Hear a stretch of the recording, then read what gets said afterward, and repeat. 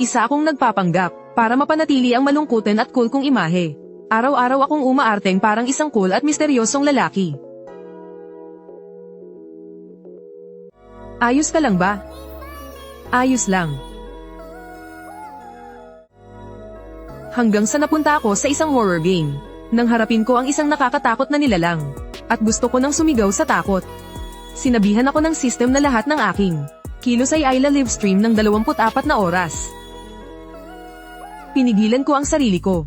Sa ilalim ng umuulan na dugo, ang ibang mga player ay nagtatago sa safe zone, takot lumabas. Habang ako naman ay may hawak na itim na payong, nakasuot ng isang dark, retro, at high fashion na suit.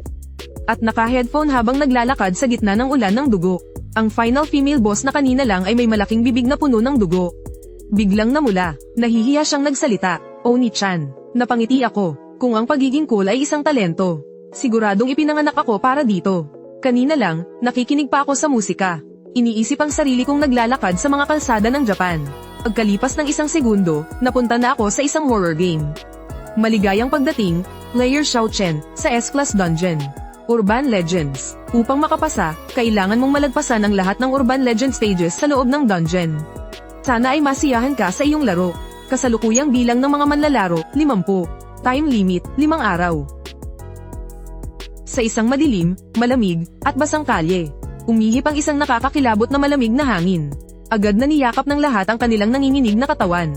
Ako lang ang nakapamulsa, walang emosyon, at mukhang malungkot, dahil ito ang aking imahe.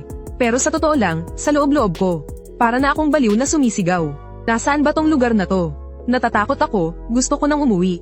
May isang duwag na babae sa tabi ko na umiiyak na para sa akin. Sinipa ng isang siga ang poste ng ilaw sa tabi niya. Bigla siyang natigilan, nakatulala siyang nakatingin sa akin. Sa ilalim ng mag-ilaw na ilaw ng poste, tahimik akong nakatayo roon, puno ng kalungkutan ang aking mukha. Hindi ko pinansin ang kakaibang titig niya. Ang nasa isip ko lang ay kung paanong ang poste ng ilaw ay ang perpektong gamit para buuin ang imahe ng isang malungkot at misteryosong lalaki. Sa tama ng mag-ilaw na ito, siguradong hahangaan sa mga comment ang perpektong pangako. Kahit na nasa isang nakakatakot na mundo, kailangan pa ring panatilihin ang pinakamataas na antas ng aesthetics sa lahat ng oras. Habang abala pa ako sa pagpapanatili ng aking imahe, biglang may umalingaw-ngaw na nakakakilabot na sigaw mula sa mga tao. Ah, tulong, may halimaw. Tumingala ako para tingnan, at sa di kalayuan, may nakita akong isang kakaibang bagay na gumagapang. Nilalamon nito ang mga player hanggang sa maglaho sila. Sa takot, nagkanya-kanya ng takbo ang lahat. Umatras ako ng 2 hakbang. Pero pinigilan ko ang sarili ko. Samandal ako sa poste gamit ang isang kamay. Tumingala ako sa langit na walang bituin sa anggulong 45 degree. Makikita sa aking mga mata ang pinaghalong panunuya at kawalang gana. Siguradong hindi ko matatakbuhan ang halimaw. Kung ganoon din lang, kailangan kong panindigan ng cool at aloof kong imahe bago ako mamatay. Kahit sa kamatayan, kailangang mamatay na parang isang obra maestra. Pero ang nakapagtataka, hindi ako inatake ng halimaw na nagtatago sa dilim. Pumunta kayo sa may ilaw. Takot sa liwanag ang mga halimaw na yan.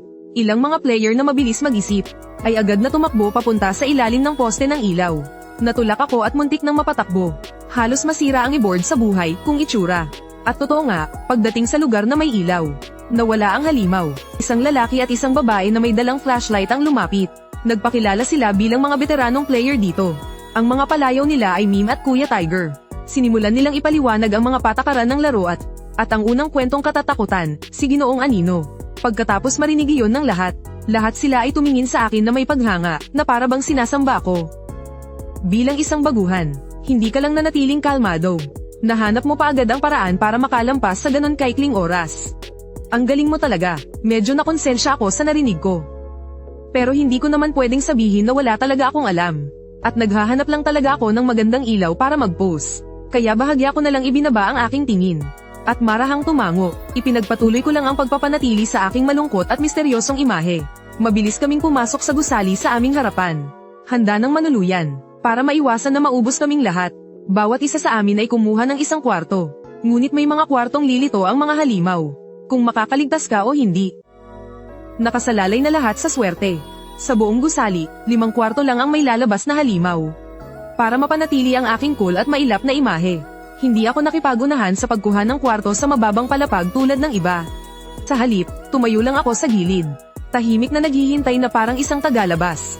Ang natitirang kwarto na lang ay ang room 404 sa ika-44 na palapag. Tumingin sa akin ang ibang mga manlalaro na parabang nakatingin sila sa isang patay.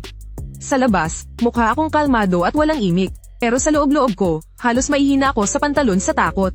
Lintik, bakit kailangang ganito ang trato sa isang taong? Gusto lang namang tahimik na magpakakol. Patay na, siguradong mamamatay na yang gwapong yan. Ang mga palapag at numero ng kwarto na parehong even number, ay may napakalalakas na halimaw. Ako, kumpleto na ang kamalasan niya. Sino ba kasing nagsabi sa kanya na magpakakol pa siya dyan? At hindi na lang sumunod agad sa mga veteranong manlalaro sa pagpili ng kwarto. Nang marinig ko yun, mas lalo kong gustong umiyak. Pero pinigilan ko pa rin. Dahil ang pagiging cool at mailap ang nagsisilbing proteksyon ko. Pagpasok sa room 404, nilaybot ko ang aking paningin.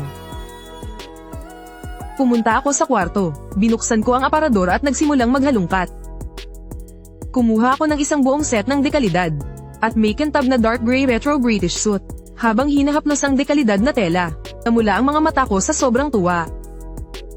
Sa wakas, may lalabas ko na ng tuluyan. Ang pagkahumaling ko sa dark gothic aesthetics. Hinubad ko ang suot kong ordinaryong damit, at isinuot ang suit, isinuot ko ang trench coat, isinuot ang guantes, at tumayo ako sa harap ng salamin. Dahan-daang inaayos ang aking kurbata. Sobra akong kontento sa itsura ko. Bagay na bagay sa mapatla kong mukha na bihirang masikatan ng araw. Sobrang gwapo ko na nakakamatay. Nang makontento na ako, basta ko nalang binuksan ang TV. Gusto kong lumikha ng eksena ng isang dark noble na mag-isang nanonood ng TV sa gabi. Para sa isang broken na pakiramdam. Pero pagbukas ko pa lang ng TV, bigla na lang nanigas ang buong katawan ko. Dahil may lumitaw sa TV na isang babaeng nakaputing bestida, at may mahabang itim na buhok. Muntik na akong mapasigaw, pero nang makita ko ang mga comments sa screen, pinigilan ko ang pagmumura ko. Hindi, kailangan kong kumalma. Hindi ko pwedeng sirain ang image ko bilang isang napakagwapong lalaki.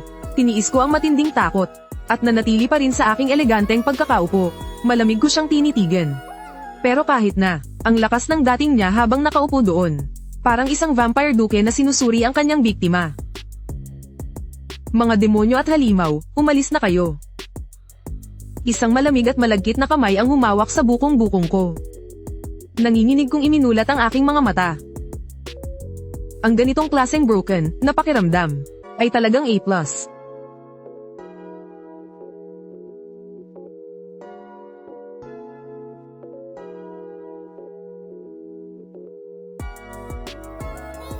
Ang tanging problema lang ay sobrang gulo ng buhok, mukhang walang layer.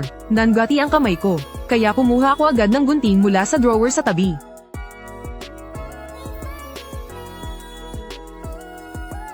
Huwag kang gagalaw. Hawak ko ang gunting. Sanay na sanay ang mga galaw ko. Sa loob lang ng 3 minuto ay ginupitan ko siya. Isang napakagandang hime cut na may kakaibang dating. Perpekto. Napatahimik ang buong chat sa galing ng ginawa ko. Tulong. Anong klaseng dark at dominanteng character to? Siya at ang kanyang cold face na cute na asawa. Ang tibay ng loob at ang itsura. Simula ngayon, iba na ang asawa ko. Mula sa salamin sa tapat, si Sadako ay tinitingnan ng kanyang bagong itsura. Natulala siya ng matagal. Mahinhin niyang hinawakan ang buhok sa gilid ng kanyang tainga. Yumuko siya ng malalim sa akin. Arigato.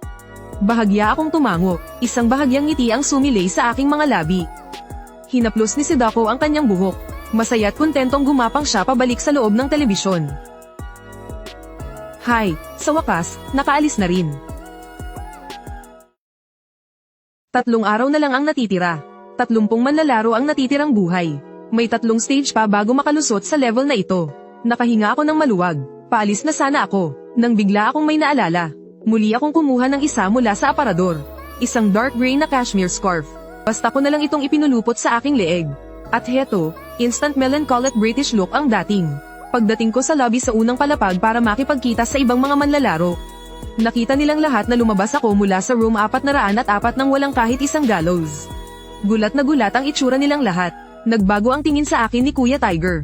Mag-team up tayo. Mas malaki ang tsansa nating mabuhay kung magkakasama tayo.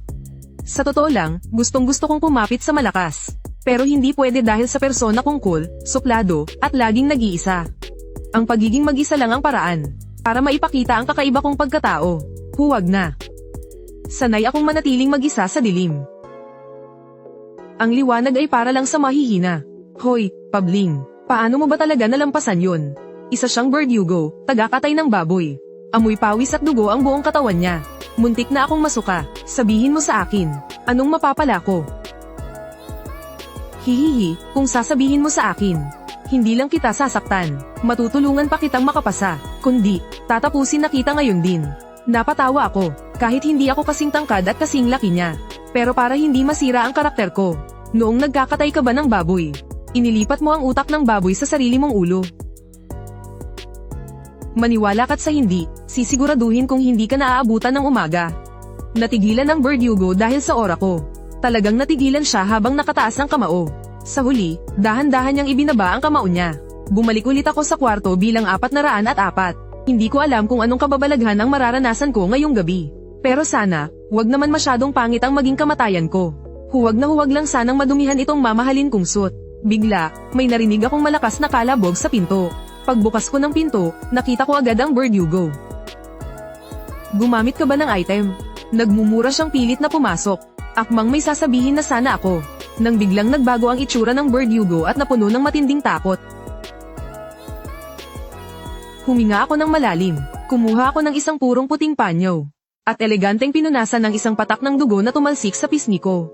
Nang dahan-dahan kong iangat ang ulo ko, at nagtama ang paningin namin sa isang mukhang puno ng bendahe, diretsyong umakyat sa 180 ang heart rate ko.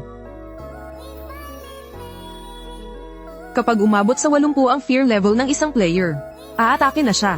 Ang 180 heart rate ko ay hindi dahil sa takot, kundi dahil sa pananabik. Hindi ba't ito ang isang dark, astig, at malungkot na male god? Perpektong-perpekto siya para sa taste ko. Tinitigan ko siya, at ang mga mata ko'y nag-aapoy sa matinding artistikong pagnanasa. Itong suit mo, sinong gumawa nito para sa'yo? Natahimik ang Slenderman, dahil hindi ako natatakot sa kanya. Hindi niya ako mag-alaw. Sa katunayan, dahil sa biglaan kong pagtatanong, medyo natulala siya. Ang tela nito, napakapangit. Maluwag ang tahi, hindi nabigyan ng hustisya ang maganda mong tindig. Mabilis akong kumilos. Agad kong binago ang maluwag na suit, at ginawa itong isang napaka-slim fit na double-breasted suit na hapit sa baywang. Tumayo siya sa harap ng salamin. Tila nasiyahan siya sa kanyang bagong hitsura. Pagkatapos ay lumingon siya, tinanggal ang itim na sombrero sa kanyang ulo. At tulad ng isang maharlika noong unang panahon, eleganteng yumuko siya sa akin. Pagkatapos ay isinuot niya ang sombrero sa aking ulo. Sa isang iglap, nawala siya. Binabati kita Player Xiao Chen sa pagkuha ng high-level item na Gentleman's Hat. Ang item na ito ay para sa depensa. Maaari kang protektahan nito mula sa mga kaaway. Countdown, 2 araw. 20 manlalaro ang nabubuhay. Habang kumukonti ang mga natitirang level. Biglang umulan ng